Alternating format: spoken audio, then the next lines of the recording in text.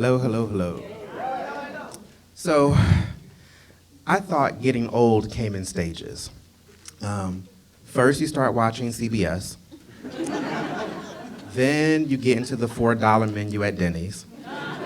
And then years down the line, you buy a Buick. So, but that's not what happened for me. There were no warning signs. One minute I was watching MTV, and the next I had the longest strand of gray hair ever growing from my right testicle. I have cats. And one day when I was paying attention to my special region, I see what I believe to be cat hair, so I go to knock it off. And then nothing. And then I start to tug at it, and after a moment I realized that this mysterious strand of gray hair was indeed growing from inside of my body. I was 32 with aging balls. I had no framework for being an old gay. I was living in Los Angeles at the time, and I actually think it's against the law to get old in LA. And forget just being an old gay, and black. I mean, statistically, between diabetes, high blood pressure, and the police, making it to the point of having gray balls essentially made me a unicorn.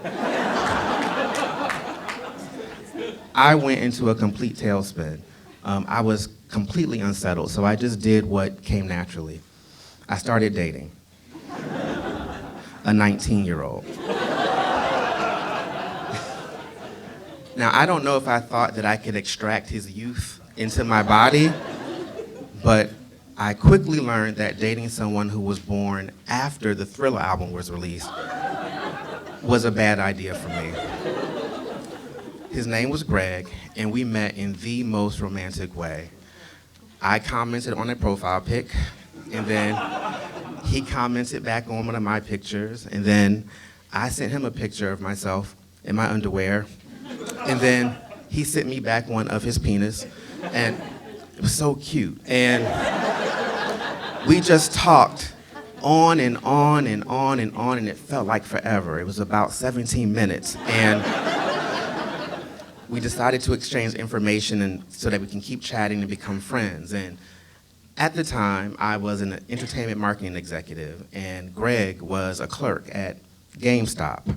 And every night, we would come home and we would type each other about our day, and he never really understood my work, about marketing, but he would type back and pretend, and I would listen to him talk about how his coworkers were dweebs and he needed more money for books, and how he was trying to choose a major, and eventually he'd say something dirty, I'd say something dirty back, and we type back and forth, and I pretend to be turned on, and we all end in some sort of digital climax. Now, this courtship went on for an eternity, about 2 weeks. And we decided to take it to the next level and do the drive-by. It's not a real date, it's sort of the date where you make sure the pictures are real and you're not being catfished. So we agreed to meet near his job, and I wore a hat that I said I was gonna wear. He wore these sneakers, and we just kind of walked past each other and nodded, and that was it. So then we typed and decided to have a real date with physical contact. So because he's 19, he wanted to go to the movies. And I let him choose because he was 19, and he chose this Wayans Brothers movie that I would never see with someone my own age. So we show up to the theater, and of course it's sold out. And we had to wait till about 10:30 to see the next screening. So we start walking across the parking lot to get something to eat. And he pulls out his phone to call his mother because he was gonna be late. My 19-year-old date still lived at home and had a curfew.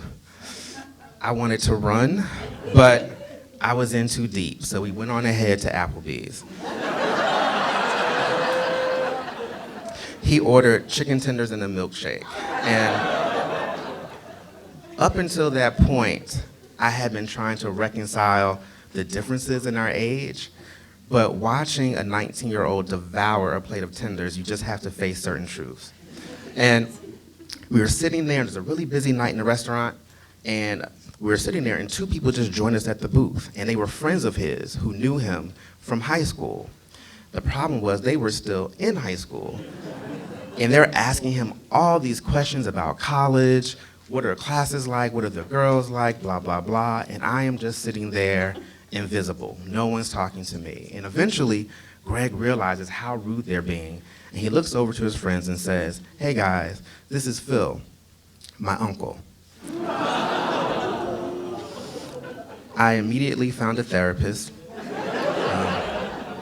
but even with the help of a mental health professional, I still couldn't find the proper balance. So I went from dating 19-year-old Greg to exclusively dating men with grayer balls than me. So I changed all the age filters on Adam for Adam, familiar, to 41 to 65, and it freaked me the hell out because from like 18 to 30, there are like 9 million pages of men, and then for 41 to 65, there were like 2.5 pages. Where was everybody? Like, were they getting married? Were they dying? Could old gays just not afford the internet? And it really freaked me out, the invisibility. Where did everyone disappear to? A few months ago, I was on vacation, and I had too much barbecue and decided to go get on the treadmill. And I get on and I press the button, and in red pixelated letters it says, "What's your age?" And it's blinking, "What's your age? What's your age?" And it's completely blinding, and I take a deep breath, and I think about all my fears of being invisible and disappearing after 40, and I type 41. And I sit there and I realize I'm still here.